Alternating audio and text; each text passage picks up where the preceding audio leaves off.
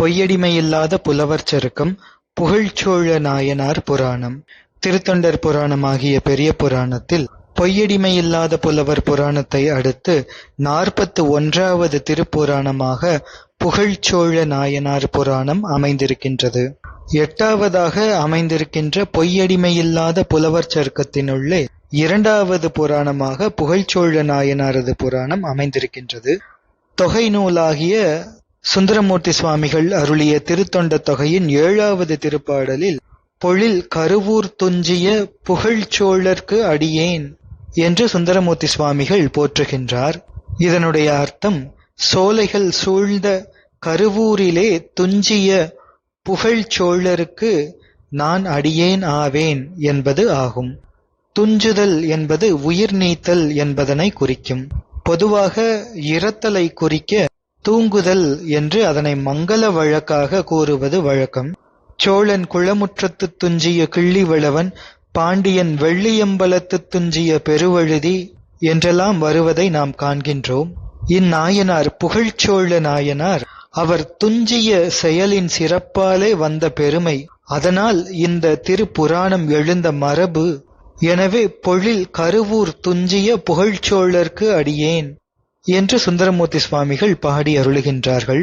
புகழ்ச்சோழ நாயனார் சடைத்தலையினை கனகமணி கலத்தில் ஏந்தி தீயில் புகுந்து துஞ்சிய செயலே அவரது செயற்கரிய திருத்தொண்டின் செயல். எனவே இவ்வாறு போற்றப்படுகின்றார். இந்த சரிதத்தின் விரிவுகளை எல்லாம் நாம் இந்த புராணத்திலே பார்க்க இருக்கின்றோம். இவ்வாறு திருத்தொண்ட தொகை இந்நாயனாரை போற்றுகின்றது. இனி வகை நூலான நம்பியாண்டார் நம்பிகள் அருளிய திருத்தொண்டர் திருவந்தாதி, அதில் 50வது திருப்பாடல் புகழ்ச்சோழ நாயனாரை போற்றுகின்றது. அத்திருப்பாடல் பின்வருமாறு: புலமன்னிய மன்னனை சிங்கள நாடு பொடிபடுத்த குலமன்னிய புகழ் கோ கனகநாதன் குல முதலோன் நலமன்னிய புகழ்ச்சோழனது என்பர் நகு சுடர் வாழ் வலமன்னிய எரிபத்தனுக்கு ஈந்தார் வண் புகழே என்பது திருப்பாடல். தம்முடைய உடை வாளினை எரிபத்த நாயனாரிடம் கொடுத்து என்னையும் கொல் என்று கொடுத்த ஒப்பற்ற வள்ளல் தன்மை உடைய புகழ், அதனை கொண்டவர் புகழ்ச்சோழ நாயனார். இந்த வரலாற்றை நாம் எரிபத்த நாயனாரது திருப்புராணத்திலே சிந்தித்திருக்கின்றோம். அத்தகைய நாயனார் அவர் வெளிநாடுகளில் நின்ற அரசன் சிங்கள நாட்டினை அழித்து வெற்றி கொண்ட சோழர் குலத்துக்கு உரிய புகழினை உடைய கோக்கனகநாதன் என்னும் சோழ மரபிலே அவதரித்த முதல்வர். சிங்கள நாட்டை சோழர்கள் வென்று அடிப்படுத்தி ஆண்ட வரலாறு நாம் அறிவோம். சிங்களம் என்பது ஈழ நாடு, இலங்கை என்று வழங்கப்படுவது. அதனை வெற்றி கொண்ட மன்னனாக கோக்கனகநாதன் என்ற சோழரது பெயர் இத்திருப்பாடலிலே குறிப்பிடப்படுகின்றது. இந்த சோழர் ஆதித்த சோழராக இருக்கலாம் என்று கருதப்படுகின்றது. இவ்வாறு வகை நூல் புகழ்ச்சோழ நாயனாரை போற்றுகின்றது. இனி விரிநூலாகிய திருத்தொண்டர் புராணமாகிய பெரிய புராணத்திலே புகழ்ச்சோழ நாயனாரது புராணம் அமைந்திருக்கின்றது. 41 திருப்பாடல்களில் தெய்வ சேக்கிழார் பெருமான் புகழ்ச்சோழ நாயனாரது புராணத்தை விவரிக்கின்றார். முதல் திருப்பாடல்: குலகிரியின் கொடுமுடி மேல் கொடி வேங்கை குறியெழுதி நிலவு தரு மதிக்குடை கீழ் நெடு நிலம் காத்து இனிது அளிக்கும் மலர் புகழ் வண் தமிழ் சோழர் வளநாட்டு மாமூதூர் உலகில் வளர் அணிக்கெல்லாம் உள் உறையூராம் உறையூர் என்பது திருப்பாடல். சோழர்கள் அவர்கள் குலகிரி என்று அழைக்கப்படக்கூடிய இமயமலையின் உச்சியிலே தங்களது வேங்கை கொடி புலிக்கொடியினை பொறித்தவர்கள். இமயம் அது பொன்மலை என்று, குலகிரி என்றும் மேரு என்றும் மந்தரம் என்றும் அழைக்கப்படும் மரபு இருக்கின்றது. சோழர்கள் தங்களது ஆட்சி இமயமலை வரை சென்றது. இமயமலை வரை இருக்கின்ற நிலத்தையெல்லாம் அடிப்படுத்தி அதற்கு அறிகுறியாக வேங்கை குறியினை அடையாளத்தை இமயமலையின் உச்சியிலே சோழர்கள் பொறித்த வரலாறு பேசப்படுகின்றது. அத்தகைய சோழரது மரபில் வந்த புகழ்ச்சோழ நாயனாரின் புராணம். எனவே சோழர்களின் அந்த மரபு, பழஞ்சரிதம், நாடு, நகரம், இவற்றையெல்லாம் இந்த திருப்பாடலிலே கூறி தொடங்குகின்றார் தெய்வ சேக்கிழார் பெருமான். தெய்வ சேக்கிழார் பெருமானின் காவிய அமைப்பு இது என்பதனை நாம் தொடர்ந்து பார்த்து வருகின்றோம். முழுமதி போன்ற வெண்கொற்ற குடை நிழலின் கீழே நீண்ட இந்த நில உலகத்தினை காத்து இன்பம் பெருக அரசளிக்கும் புகழினையும் வள்ளல் தன்மையினையும் உடைய தமிழ் மன்னர்களாகிய சோழர்களால் ஆளப்பட்ட வளநாடு சோழநாடு. அதிலே உலகில் வளர்ந்தோங்கும் அழகுக்களெல்லாம் உள்ளுரை இதுவே என்று சொல்லத்தக்க உறையூர் என்ற பழைய ஊர். அது சோழர்களின் தலைநகராக இருந்து வருகின்றது. உறையூர் என்பது தற்பொழுது திருச்சியின் ஒரு பகுதியாக இருக்கின்றது. காவிரி பூம்பட்டினம் போன்று மிக பழமையான முதுமையான ஊர் இந்த உறையூர். உலகிலே இருக்கின்ற மங்கலங்கள் எல்லாம் இந்த நகரில் எவ்வாறு அமைக்கப்பட்டிருக்கின்றதோ அதுபோன்று அமைக்கப்பட வேண்டும் என்று கருதும்படி இருக்கின்ற ஊர். அணிகளுக்கெல்லாம் உள்ளுரையாக இருக்கின்ற ஊர் உறையூர்.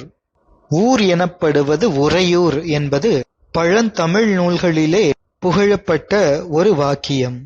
இரண்டாவது திருப்பாடல்.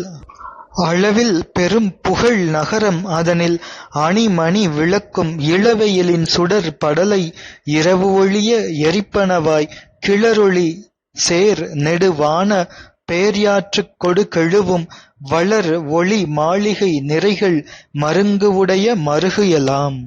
முதல் 7 பாடல்களில் உறையூர் என்ற திருமூக்கீச்சரத்தின் சிறப்புகளையெல்லாம் நகர் வளங்களையெல்லாம் தெய்வ சேக்கிழார் பெருமான் பாடி அருளுகின்றார். அந்த வகையில் இரண்டாவது திருப்பாடலில் உறையூர் என்ற திருமூக்கீஸ்வரத்தின் அழகு வளம் இவையெல்லாம் விளக்கப்படுகின்றன.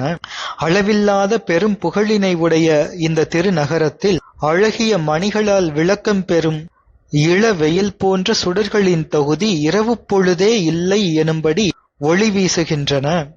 நீண்ட ஆகாயத்தில் உள்ள பெரிய கங்கையாற்றிலே கொடிகள் போன்று விளக்கும் ஒளி வளருகின்ற மாளிகைகள் வரிசைகளெல்லாம் உறையூரின் வீதிகளிலே இருக்கின்றன.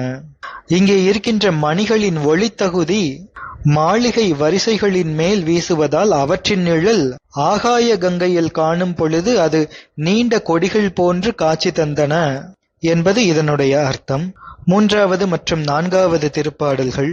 நாக தலத்தும் பிலத்தும் நாநிலத்தும் நலம் சிறந்த போகம் அனைத்தினுக்கும் உறுப்பாம் பொருவிறந்த வளத்தினவாய் மாக நிறைந்திட மலிந்த வரம்பில் பல்பொருள் பிறங்கும் ஆகரம் ஒத்துவுள அளவில் ஆவண வீதிகள் எல்லாம். பார்நனைய மதம் பொழிந்து பனி விசும்பு கொள முழங்கும் போர் முக வெம் கரை அடியும் படையினம் என்று அடைய வரும் சோர் மழையின் விடு மதத்துச் சுடரு நெடு மின் ஓடை கார்முகிலும் பலதெரியா களிற்று நிறை களம் எல்லாம். மேல் உலகமாகிய விண்ணுலகத்திலும் கீழ் உலகமாகிய பாதாள உலகத்திலும் நில உலகத்திலும் நன்மையாய் சிறந்த போகங்கள் எல்லாவற்றுக்கும் உறுப்பாகிய ஒப்பற்ற வளங்களை உடையதாக இந்த நகரம் திகழ்கின்றது. ஆகாயம் வரை குவிக்கப்பட்ட எல்லையற்ற பல வகைப்பட்ட பொருட்கள் எல்லாம் கூடி விளங்கும் உறைவிடம் போல இந்த நகரத்திலே அளவில்லாத கடைவீதிகள் எல்லாம் இருக்கின்றன. இந்த நிலம் நனையும்படி மதநீரை பொழிந்து குளிர்ந்த ஆகாயம் இடம் கொள்ளும்படி முழங்குகின்ற போர்த்தொழிலில் மிகச்சிறந்த யானைகளும் எங்கும் இருக்கின்றன. யானைகள் வரிசை வரிசையாக கட்டும் யானை கூடங்களிலே யானைகள் நிறைந்து இருக்கின்றன. ஐந்தாவது திருப்பாடல். படுமணியும் பரிச்செருக்கும் ஒலி கிளற பயில் புரவி நெடுநிறை முன் புல்லுண் வாய் நீர்த்தரங்க நுரை நிவப்ப விடு சுடர் மெய்வுரை அடுக்கல் முகில்படிய விளங்குதலால் தொடுகடல்கள் அணைய பல துரங்க சாலைகள் எல்லாம். முதல் பாடலிலே யானை கூட்டத்தின் சிறப்பை பாடிய தெய்வ சேக்கிழார் பெருமான் இந்த திருப்பாடலில் குதிரைப்படையின் சிறப்பினை பாடுகின்றார். ஒலிக்கின்ற மணிகளும் குதிரைகளின் கனைப்பும் மிகவும் சப்திக்கின்றன. குதிரைகளின் நீண்ட வரிசையில் புல்லை உண்கின்ற அவற்றின் வாய், அதிலே அந்த வாய் நீர் நுரையோடு விளங்குகின்றது. அப்படி பற்பல குதிரை சாலைகள் எல்லாம் கடல்களைப் போன்று காட்சி தருகின்றன. கடலின் மேலே நுரை எழுவது போல குதிரை சாலைகளில் இருக்கின்ற குதிரைகளின் வாய்களிலிருந்து வரும் நுரைகள் அப்படி இருப்பதால் அவை கடல் போன்று காட்சியளிக்கின்றன. கடல் சப்திப்பது போன்று குதிரை கழுத்தின் மணி ஓசை சப்திக்கின்றது. 6வது திருப்பாடல். துளைக்கை ஐராவத களிரும் துரங்க அரசும் திருவும் விளைத்த அமுதும் தருவும் விழு மணியும் கொடுபோத உழைத்த கடல் இவற்று ஒன்று பெற வேண்டி உம்பரூர் வளைத்தது போன்று உள்ளது அங்கண் மதில் சூழ்ந்த மலர்கிடங்கு. துளையினைக் கொண்ட துதிக்கையினை உடைய ஐராவதம் என்னும் யானையும் உஜ்ஜைஸ்ரவஸ் என்ற அரசபுரவியும் லக்ஷ்மியும் கடைந்த அமுதமும் கற்பகத் தருவும் சிந்தாமணியும் ஆகிய இவற்றையெல்லாம் தேவர்கள் எடுத்துக்கொண்டு சென்றதனால் வருந்திய பார்க்கடலானது இவற்றுள் ஒன்றையாவது திரும்பப் பெற வேண்டும் என்று விரும்பி தேவர்களது உலகத்தினை வளைத்தது போல இங்கே உறையூரின் மதிலினைச் சூழ்ந்த மலர்கள் நிறைந்த அகழி இருக்கின்றது என்று அகழியின் சிறப்பை இத்திருப்பாடலிலே தெய்வ சேக்கிழார் பெருமான் விளக்குகின்றார். 7வது திருப்பாடல். காரேறும் கோபுரங்கள் கதிர் ஏறும் மலர்ச்சோலை தேர் ஏறும் அணிவீதி திசையேறும் வசையில் அணி வாரேறு முலை மடவார் மருங்கேறும் மலர்கணை ஒன் பாரேறும் புகழ் உரந்தை பதியின் வளம் பகர்வரிதால். மேகங்கள் தவழ்ந்து ஏறுகின்ற கோபுரங்களையும் இரு கதிர்களும் ஏறும் மலர்கள் நிறைந்த சோலைகளையும் தேர்கள் உலவுகின்ற அழகிய வீதிகளையும் எல்லா திசைகளிலும் புகழ் பரவிச் செல்கின்ற வசையில்லாத அழகுகளை உடைமையினால் பெண்கள் இடையே ஏறும் மலரம்புகளின் செயல் வாய்ந்த ஒள்ளிய உலகம் முழுவதும் பரவும் புகழ் பூண்ட உறையூர் என்ற தலத்தினது வளங்களைச் சொல்லுவது மிக அரிதாகவும் எளிது அன்று என்று இதுவரை அமைந்த 7 திருப்பாடல்களில் உறையூர் என்ற திருமூக்கீஸ்வரத்தின் நகர் வளத்தை பாடி அருளினார் தெய்வ சேக்கிழார் பெருமான். தொடர்ந்து சிந்திப்போம். திருச்சிற்றம்பலம்.